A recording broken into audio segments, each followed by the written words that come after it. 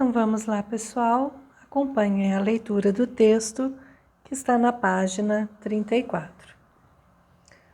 O engenho. A maior parte do engenho era reservada ao canavial.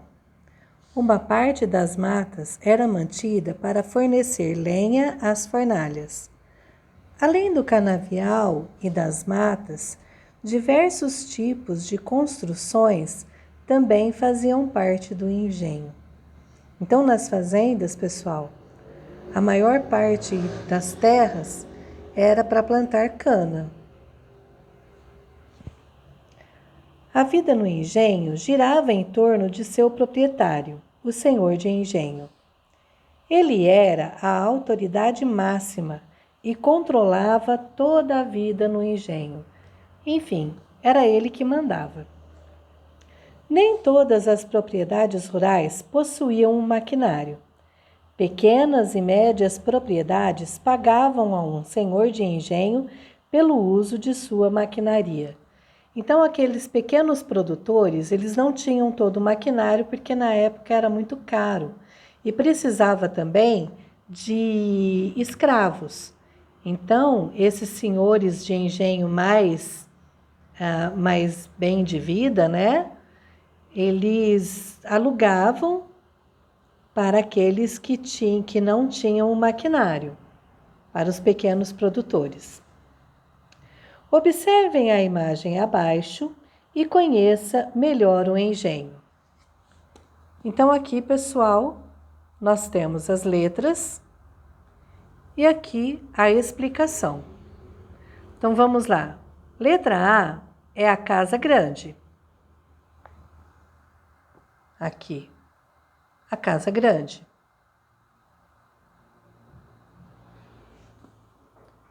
A casa grande era uma construção ampla, com vários cômodos, onde o senhor de engenho vivia com sua família. Letra B, capela.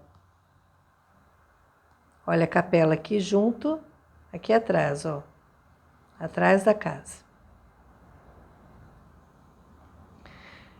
Capela era uma pequena igreja onde eram celebrados eventos religiosos, como missas, batismos e casamentos. Então, naquele tempo, pessoal, essas fazendas, como elas eram grandes e não tinha carros, né? A maioria do pessoal andava de charrete, de cavalo. Então, para facilitar, essas grandes fazendas tinham uma capela onde eram realizados eventos religiosos para que eles não precisassem ir à cidade, porque era muita gente para ir na cidade. Ficava mais fácil o padre ou o reverendo, né, vir nas fazendas para realizar as celebrações. Letra C, senzala. Então, aqui, olha onde fica a senzala. Olha como ela era. Bem longe da casa grande. A senzala era uma construção rústica, em condições precárias, sem mobília, que era a moradia dos africanos escravizados. Então, na senzala, gente, era onde ficavam os escravos, longe dos seus senhores, um lugar rude que não tinha nenhum conforto para eles dormirem, eles dormiam todos juntos. Letra D, local destinado à produção de açúcar. Olha aqui, tudo isso daqui é o local da produção de açúcar. Ó, aqui dentro é onde tem o engenho, tá vendo? As pessoas carregando, os escravos carregando. Aqui é um monte de cana, né? Tá vendo? Carregando as coisas na cabeça. Trabalho dos escravos.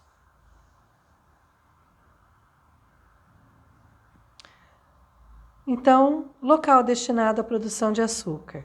Lugar que contava com a casa da moenda e fornalha, a fornalha e a casa de purgar.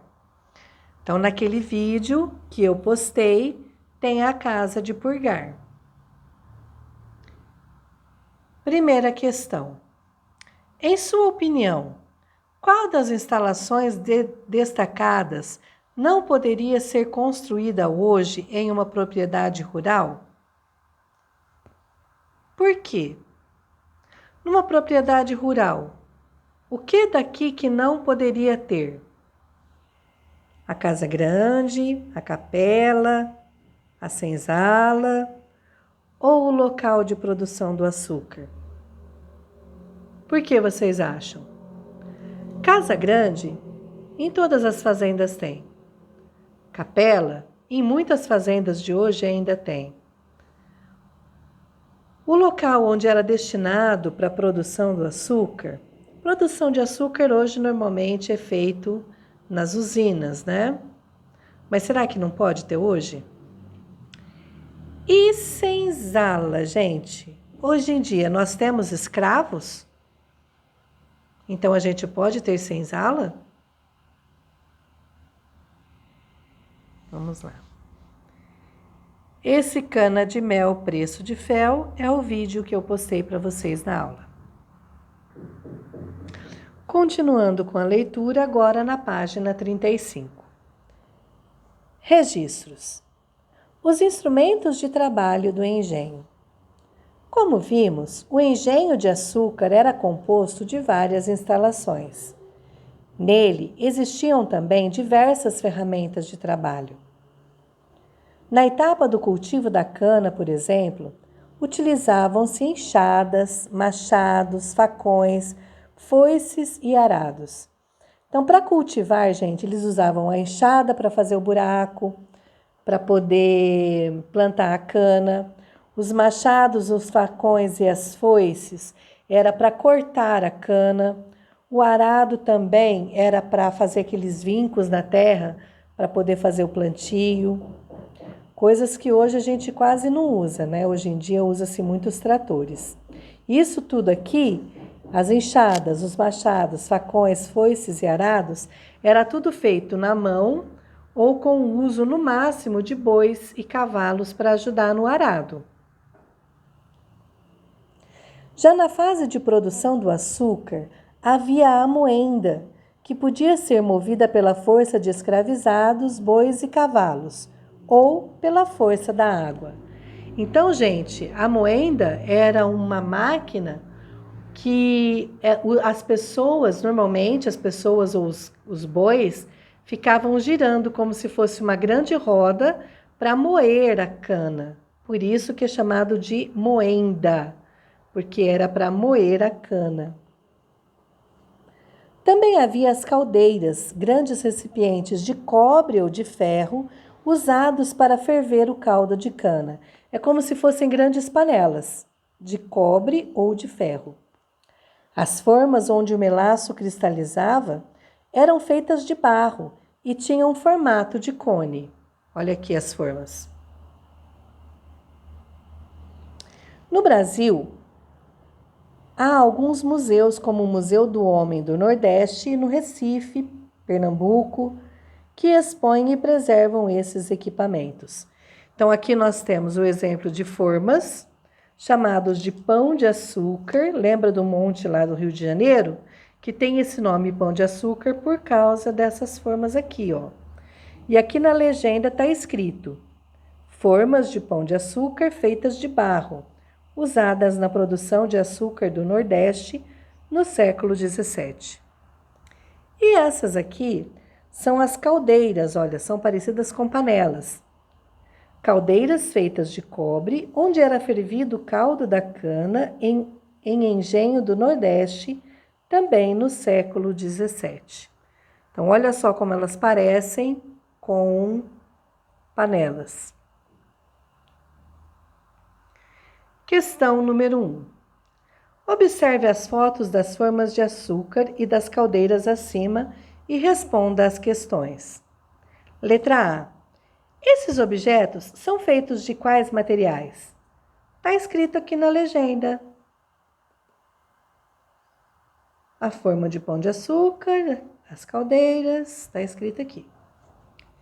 Em sua opinião, por que é importante preservar esses objetos? Por que vocês acham que precisa guardar esses objetos, essas formas, essas caldeiras? Por quê? Escrevam com as suas palavras no caderno. Número 2. Uma das explicações para o nome do Morro do Pão de Açúcar, no município do Rio de Janeiro, seria a semelhança entre ele e as formas utilizadas para a secagem do melaço. Você concorda com essa explicação? Se você não conhece o Pão de Açúcar, procure uma foto dele em publicações impressas ou digitais para responder no caderno a essa questão. Então, gente, vocês podem pesquisar lá com a foto do Pão de Açúcar, para quem não conhece, do morro lá do Rio de Janeiro, e veja se eles se parecem com a imagem dessas formas do Pão de Açúcar. Ok? E respondam essas questões no caderno.